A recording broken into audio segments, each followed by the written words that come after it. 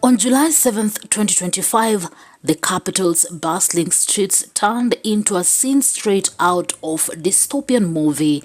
No matatus, no hawkers, no vibing crowds, just police barricades, officers on horseback, and the faint whiff of Maandamano in the air. This is the story of SABA SABA 2025, where Nairobi's Central Business District CBD became a ghost town, and Kenyans are asking, how can a president be this scared of his own people? Let's dive in. SABA SABA, July 7th, has long been Kenya's day of defiance, rooted in the 1990s fight for multi-party democracy. Fast forward to 2025, and the spirit of resistance is alive, fueled by Gen Z's anger over corruption, police brutality, and a government that seems out of touch. Last year's anti-finance bill protest saw over 60 lives lost, and today, Kenyans are back to honor the fallen and demand accountability. But the government, they are not rolling out the red carpet. Picture this. You are heading to work, but at every turn, Thika Road, Uhuru Highway, Jogoo Road, police roadblocks stop you dead. From Guru Nanak to Roysambu, Ngong Road to Kasarani, Nairobi's arteries were dogged with razor wire and riot gear. Commuters were forced to abandon matatus and trek into the CBD on foot. Some likened the scene to Haiti's war-torn streets. The government's message, stay out. But Kenyans, they are not ones to back down. Over at Kangemi, Wayaki Way was a no-go zone. Police barricades stretched across the road, and no cars, not even a border could slip through. Long-distance buses were left stranded outside Kabete police station, their drivers shaking their heads in frustration. The city was on lockdown, and the tension was thicker than a Nairobi traffic jam on a Friday evening. All these just to keep protesters away from State House and Parliament.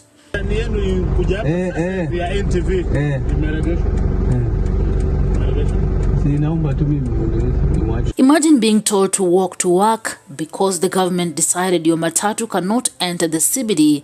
That was the reality for thousands of Nairobians. From Roysambu to Madaraka, people trekked under the hot sun, their workplaces in sight but out of reach. PSVs were grounded and the city's pulse slowed to a crawl. Yet, in true Kenyan fashion, the spirit of resilience shone through, because if there is one thing we know, it is how to keep moving forward. Nairobi's CBD, usually buzzing with life, was a ghost town. Kenyatta Avenue, silent. Moi Avenue, deserted. Shops pulled down their shutters, fearing unrest, and the only sound was the clop of police horses patrolling the streets. The government declared July 7th a working day, but how do you work when you can't even get to your office? The irony was not lost on anyone. And then there were the horses. Yes, you heard that right. Police on horseback straight out of colonial playbook, patrolling Nairobi's empty streets. From Valley Road to Lathi's Road, the show of force was unmistakable. Razor wire barricaded State House and Parliament as if the government feared a full-scale invasion. But the real question is, who is the enemy here? The people or the system? Across social media and on the ground, Kenyans had one burning question. How can President William Ruto be this scared of his own citizens? From X to the streets, the sentiment was clear. People are fed up with a government that barricades its own capital to silence dissent. The SABA SABA 2025 movement is not just about protest, it is about a generation demanding change in a country where the cost of living, corruption, and police brutality keeps stacking up. Lakini tunaomba Mungu aweze kuwa na maandamano ya amani siku ya leo. sababu hii Kenya ni yetu, tunahitaji kuwa na amani. Kwa hivyo naomba tu hapa CBD, naomba tu kama kutakuwa na maandamano yoyote, iwe maandamano ya amani, kwa sababu nakuta wakati mwingine kuna uharibifu wa biashara, duka zimefungwa hapa, hakuna magari. Kwa hivyo kama mkazi wa Nakuru hapa na ambaye anafanya kazi kwa sekta matatu, naomba tu amani kwa vijana wetu. Matarajio yangu ni kwamba tunaomba Mungu ya kwamba kama maandamano haya yangefanywa kwa amani, jambo hili lingetufurahisha sana. Maana tukiangalia kama kule sokoni, kama sasa wamefunga soko, hatufanyi kazi kwa sasa, na hasa wafanya biashara wengine washatoroka mpaka kwenda manyumbani.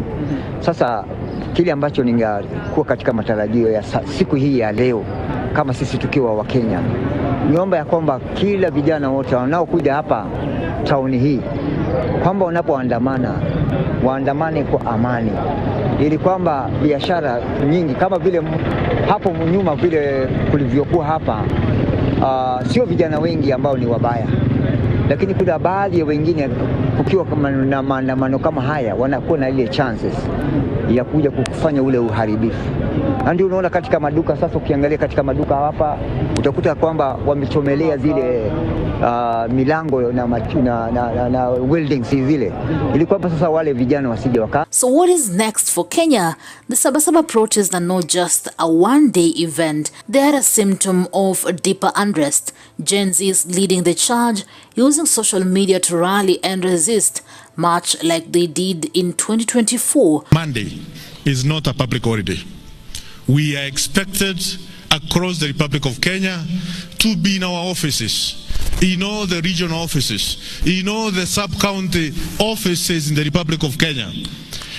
In Nairobi, we are expected to report to work as per the human resource policies and procedures manual.